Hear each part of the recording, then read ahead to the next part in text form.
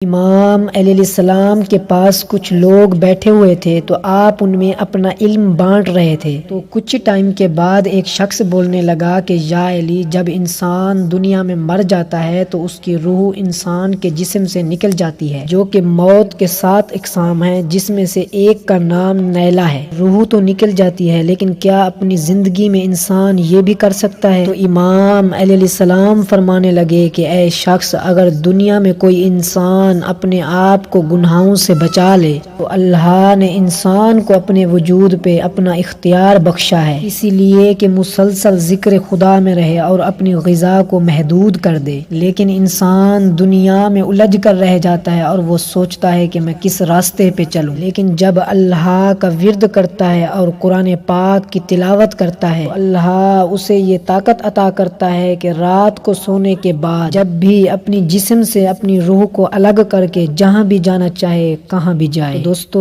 اگر یہ ویڈیو آپ کو اچھی لگی ہو تو مزید ایسی ویڈیو دیکھنے کے لیے ہمارے چینل عبدالقیوم ٹی وی کو سبسکرائب کریں اور لائک کریں۔ اب آپ ہمیں دیجیے اجازت، انشاءاللہ تعالی نیکسٹ ویڈیو میں آپ سے ہماری ملاقات ہوگی۔ اللہ حافظ۔